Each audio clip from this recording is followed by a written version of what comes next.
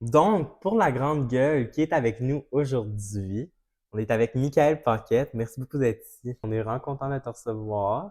On a quand même fait 3 heures de route pour venir jusqu'ici, donc petite main d'applaudissement. Merci. Michael, tu as 26 ans. Tu travailles en CPE depuis presque 3 ans. Quand tu étais jeune, tu étais coordo d'un camp de jour et tu faisais du cheerleading de compétition. Oui, Ouais. Tu oui. faisais ça à Lévis, hein, si je me trompe pas. Oui, j'ai fait ça à Lévis, au Cégep, à l'UQAR. Je pense que j'en ai fait pendant 7, 9 ans. Oh wow. Oui, jusqu'à l'université. J'ai fait une session à l'université en enseignement préscolaire et primaire. Elle a été arrêtée puisque j'étais allée à l'hôpital avant Noël. Puis, je filais pas super bien. Puis, à un moment donné, on pensait que j'avais comme un nerf bloqué dans le cou, tout ça. Puis, on s'est rendu compte que c'était beaucoup plus pire que ça. J'avais des vomissements, des sensations de moins sentir mon côté droit, puis des grosses migraines plus côté gauche. Fait que je trouvais que ça avait pas trop de sens. Fait que j'étais allée à l'hôpital une fois. Ils m'ont dit que c'est des migraines de fin de session. Parce qu'on va pas se le cacher, c'est rushant. C'est sûr, tu t'étudies beaucoup. Puis là, Oui, ils t'ont donné quoi? Ils t'ont dit de prendre des Tylenol? exact. Ils m'ont OK, dit OK. des Fait que t'ont renvoyé Tylenol. à la maison. Oui. OK, Puis ça, parfait. ça a pas été juste une fois. Fait que là, dans le fond, si je comprends bien, tout ce qui te donnait contre les migraines, ça fonctionnait pas. Exactement. OK? Fait que là, t'es retourné une quatrième fois? Oui. Je suis retournée une quatrième fois parce que là, j'étais couchée, mettons, sur le divan. Je pouvais pas bouger ma tête, sinon, c'était des vomissements. Puis, OK, c'est ça. c'était aussi pire que ça, là. Oui, oui. Fait que ma mamie a dit, ça suffit, j'y vais avec toi. Fait que je pars en voiture avec ma mamie. On se rend dans une clinique qu'on connaît pas. Puis là, ils me disent, il fallait que tu aies un rendez-vous. J'ai dit, madame, ça va vraiment pas. Puis là, finalement, ils m'ont fait passer quand même à la clinique. Et j'ai rencontré un docteur. Puis, cette femme-là, c'est la seule qui a pris le temps d'ouvrir ses livres de médecine parce qu'elle a dit un engourdissement de la main, de la jambe droite, tout le côté droit, puis une grosse douleur du côté gauche. Ça faisait pas de sens pour elle. Mes réflexes étaient moyens. J'expliquais que ça faisait plusieurs fois que ça arrivait, les migraines. Puis, elle a appelé à l'hôpital l'Enfant Jésus, puis elle m'a mis en urgence pour un scan le lendemain matin. Donc, j'ai compris qu'il y avait quelque chose qui allait pas, mais jamais je me suis doutée de ce que j'allais voir, ce que j'allais vivre. Et là, dans le fond, le lendemain, t'es allé faire le scan. C'est quoi que les docteurs y ont vu? Dans le fond, quand je suis rentrée dans son bureau, j'ai vu que c'était plus sérieux que ce que je pensais. Fait que dans le fond, il nous a demandé de s'asseoir. Il m'a demandé la personne avec qui j'étais, c'était qui. Fait que j'ai expliqué que c'était ma mamie. Dans le fond, il a tourné l'écran. Puis moi, ce qui m'est apparu, c'est une image avec une masse noire dans mon cerveau. Fait qu'au départ, j'ai pas trop compris. Moi, je suis pas au courant de ça. Je suis pas tant sensibilisée à ça. J'étais jeune. Fait que je lui ai demandé qu'est-ce qui se passait. Puis, il m'a annoncé que j'avais une tumeur grosse comme une balle de tennis dans mon cerveau qui appuyait beaucoup. Puis c'est pour ça tous mes symptômes puis mes migraines. Quand il m'a montré l'image, au début, je sais que c'est complètement stupide, mais en même temps, c'est une réaction, je pense, pas de nervosité, mais comment on dit, très rapide, là. Spontané. Ouais, Une réaction spontanée. c'est ça, exact. C'est ça que j'ai eu. J'ai dit, est-ce que c'est une joke?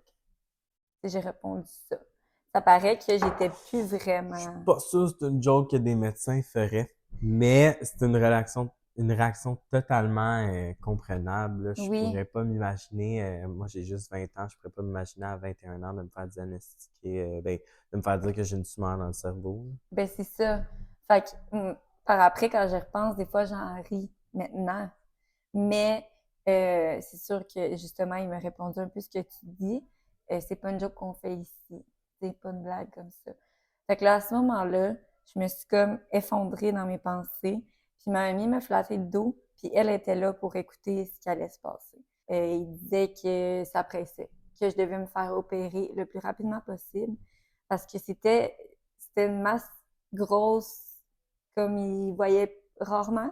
moi, je m'y connais pas. Je peux pas savoir les grosseurs de tumeur, mais il me dit que c'est rapide. On appelle, on t'opère dans 1 semaine. Là, c'est OK. choc total. Mais c'est Moi, je sûr. disparais, là. Je suis dans le néant.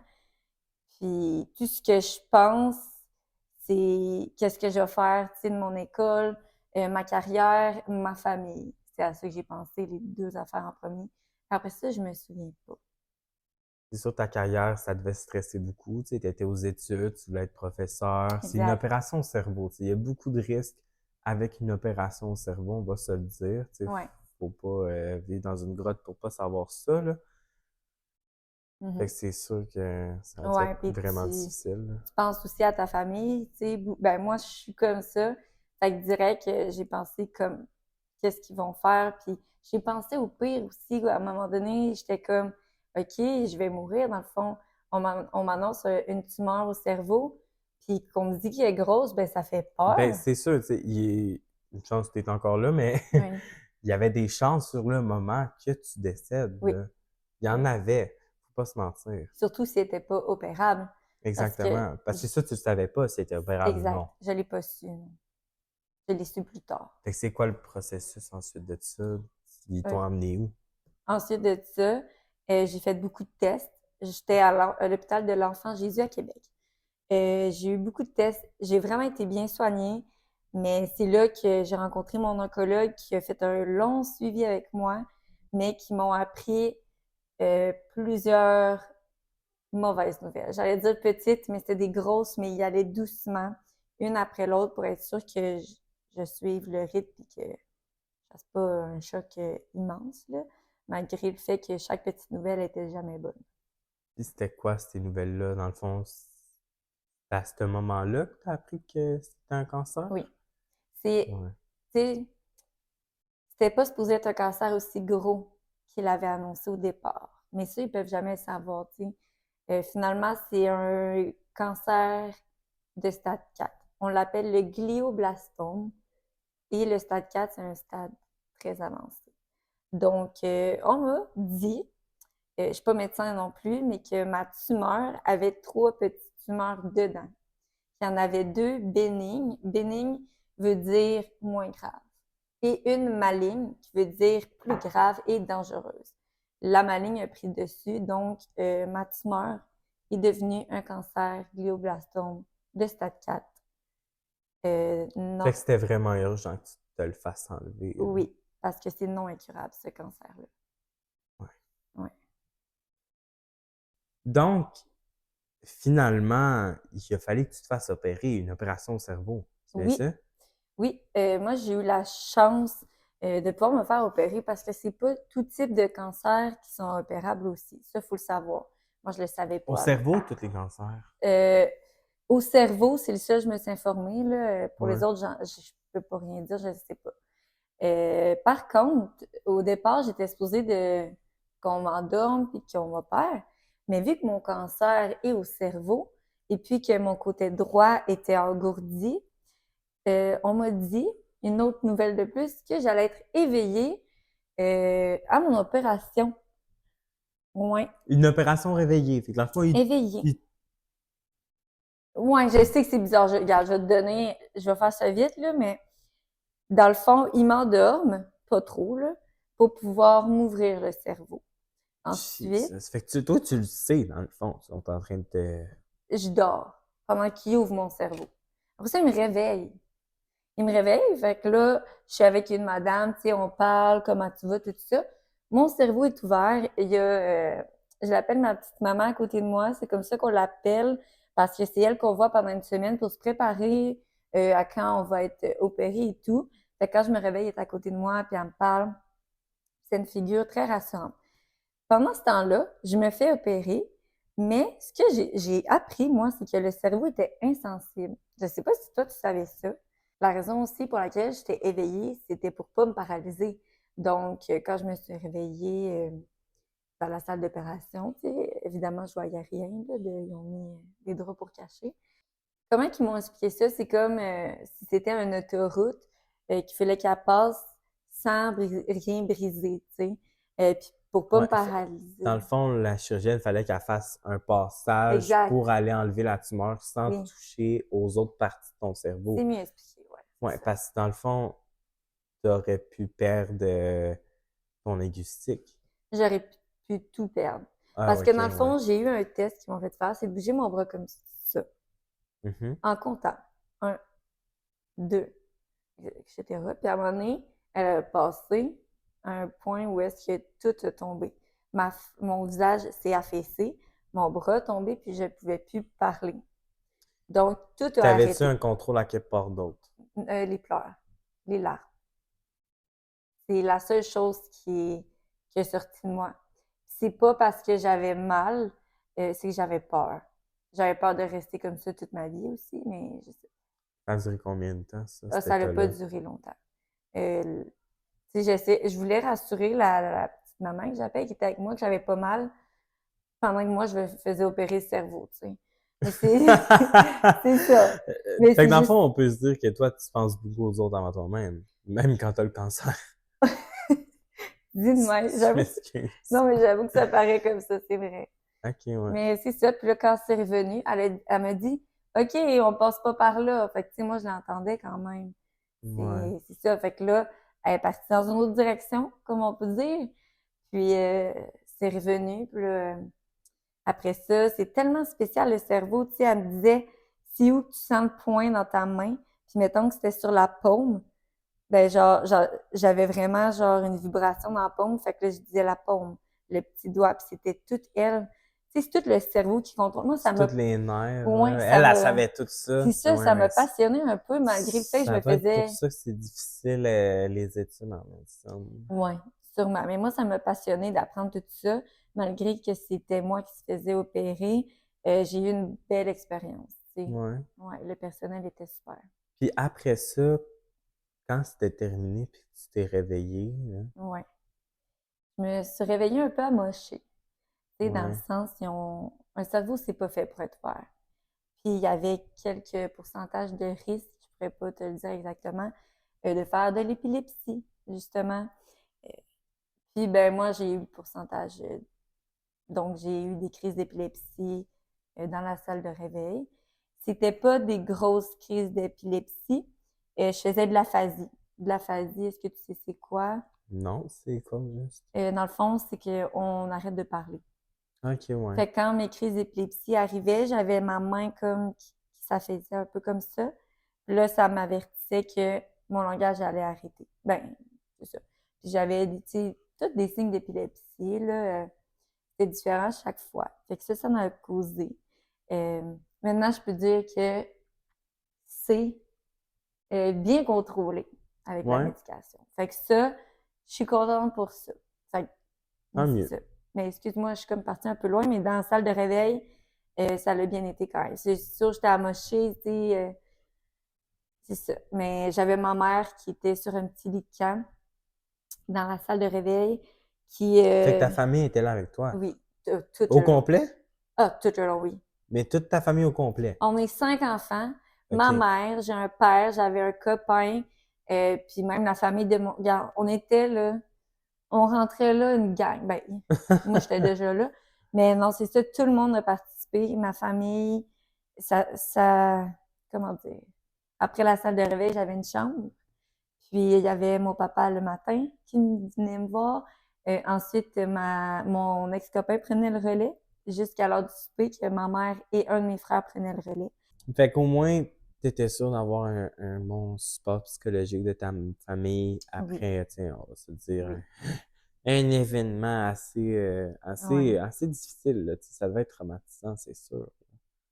C'était pas facile, mais pour vrai, je le sais, c'est étrange, mais j'étais tellement positive. Ma famille est tellement positive, puis les gens qui étaient avec moi ont tout fait à leur possession pour que je me sente bien, que je me sente en confiance, puis que je sois positive. C'est, c'est l'entourage tu sais, qui ont comme amené cette aura-là. Puis ben moi, je l'étais positive. Puis le staff de l'hôpital aussi? Ah, tellement. Ah ouais. Ah oui, ah oui, je les ai adorés. C'est sûr, j'étais la plus jeune de l'étage parce que c'est un cancer qui est très rare, là. Oui, c'est ça, Puis, absolument. J'ai fait mes recherches là-dessus. Le glioblastome, dans le fond, c'est un cancer qui arrive beaucoup plus chez les hommes âgés. Donc déjà là, c'est une femme, elle n'est point âgée. Fait que, il va être tout genre point d'interrogation. c'est sûr, mais ça doit C'est arriver sûr. aussi, là, mais quand j'étais là, il n'y avait pas d'autres jeunes avec Ok, ouais, moi. Ouais, t'étais la seule. ouais. Ok. Mais c'est ça. Puis après la salle de réveil, dans le fond, t'as-tu commencé à faire de la chimiothérapie? Non, ça l'a été plus tard, ça. Dans le fond, il fallait vraiment régler mon épilepsie avec des médicaments avant que je puisse sortir. Donc, je suis restée 3 semaines à l'hôpital pour trouver la bonne formule de médicaments pour que je puisse aller à la maison sans faire de crise d'épilepsie. Fait qu'après, mettons, après 3 semaines, j'ai eu mon 3 jours sans crise d'épilepsie, donc j'ai pu sortir. Ça fait peur sortir de l'hôpital après 3 semaines, que tu pèses sur un piton si tu as besoin, quelqu'un s'en vient, que tu es avec toute ta famille. Moi, c'est ça qui m'a sauvée, d'être avec mon entourage. C'est ça qui m'émeut le plus, je pense. C'est qu'ils ont pris tout soin de moi. Soit j'avais des appels, soit on m'emmenait mes doudous, mes livres. Peu importe, là, ça m'a vraiment aidé. Puis après ça, je suis sortie après mon 3 semaines, puis ça fait peur. Pour vrai, c'est, tu sais, tu t'en vas chez vous, t'as pas de pitons, là, si ça va pas, là, qui vont arriver, là. Ouais. Mais t'avais quand même ta famille qui venait te voir, même Oui, à ça. Mais oui. ça, c'était en 2020, hein? Oui, exact, Ça, juste c'était avant. pendant le COVID. C'est juste avant la Juste COVID. avant la COVID. Ouais. Oh La my COVID God. est tombée après, puis je remercie l'univers parce que, comme je dis, ma famille, moi, c'est tout là pour moi. Puis, si c'était tombé durant la COVID, moi, je suis vraiment désolée pour ceux à qui c'est arrivé. Genre, j'ai pas de mots, mais à part qu'ils sont vraiment forts. Mais moi, ça a été avant la COVID, donc je me trouve vraiment chanceuse d'avoir eu cette chance-là. Avoir eu la chance d'avoir tout ce support-là Ouais, exact. de tes proches, ouais. Ouais. Mais c'est ça, là, pendant la COVID, t'avais pas pu avoir le support de grand monde, tu sais. Non, c'est ça. Donc là, après l'hôpital, c'est quoi les plus grands deuils que t'avais? Parce que c'est Hmm. sûr que t'as dû abandonner quelques affaires à cause de ton cancer, à cause Hmm. euh, les effets que le cancer a eu sur ta vie, là. C'est sûr, oui. Ça, C'est quoi c'est. le plus gros, mettons, que tu penses? J'en ai plusieurs. J'ai plusieurs deuils. Le plus gros, c'est difficile à dire parce qu'ils sont, pour moi, ils sont tous égaux. Par contre, ils sont très différents. Euh, tu sais, j'ai des deuils. Je pense que le plus gros, c'est le cheerleading. Ça peut paraître banal pour certaines personnes, mais c'était ma famille. Je faisais ça depuis que j'étais jeune. J'étais rendue à un niveau que je voulais performer encore plus. Je voulais aller aux Worlds, ce qui est des concours de haut niveau. Mondial. Oui, c'est ça. Je rêvais à ça. Puis, par, par chance, ma demi-sœur, dans le fond, a fait ça. Puis elle s'est rendue là où est-ce que j'aurais voulu être. Genre, quand je vais la voir, des fois, il n'y a même pas personne sur le tapis de cheer, puis je pleure. Puis là, j'essaie de filmer, puis je suis pas capable genre, de l'encourager en criant parce que je pleure. Parce que pour moi, ça me fait mal, parce que je me dis, aïe, ça serait moi qui serais là. Puis à cause de mon cancer, je peux pas. C'est parce que c'est physique. Si je reçois un coup sur la tête, c'est dangereux. Fait que ça, c'est un gros deuil à faire. Vraiment, là, c'est. Je m'en suis pas vraiment rendu compte au début. C'est plus dans les années qui suivent que je m'en suis rendu compte. Mm. Tes études, as-tu pu recommencer? Non, ben, c'est là que je m'en venais. Le deuxième deuil, c'est mes études. C'est sûr que moi, je m'en allais dans un chemin. J'étais sûre de moi. C'est ce que je voulais faire. Puis finalement, avec les symptômes que j'ai eus comme après, pas les symptômes, mais Les effets secondaires, on va dire. exactement. Ouais, les effets secondaires des traitements et tout de mon cancer. ben mon côté droit reste encore engourdi. Fait que d'écrire, c'est extrêmement difficile. La première année, c'était impossible.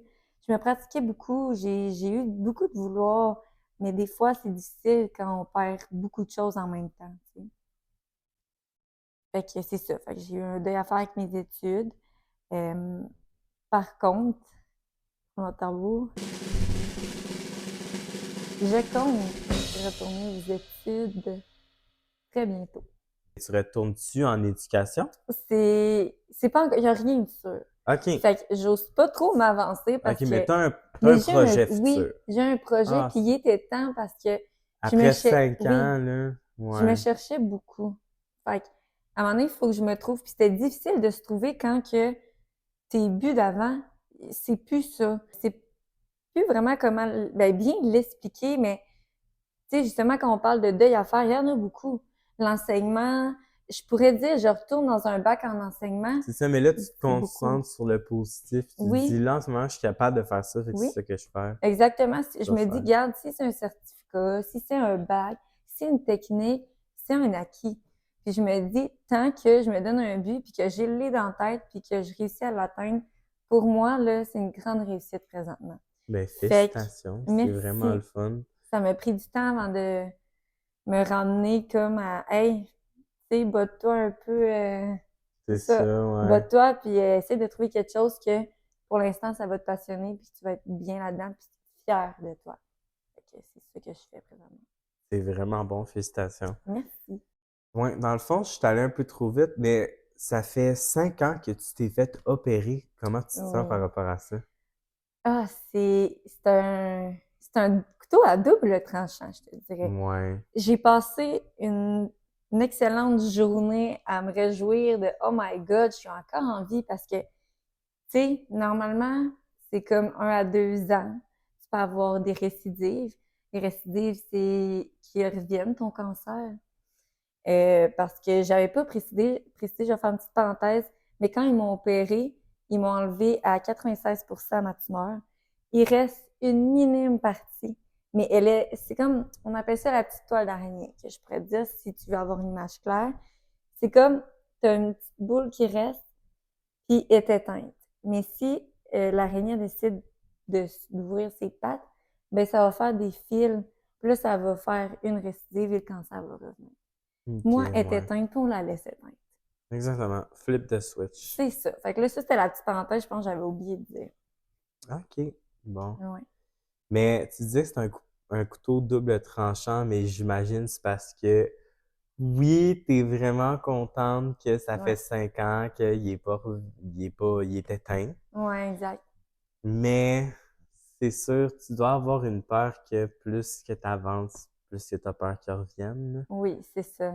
C'est, Ouais, ouais. t'as vraiment bien compris, là.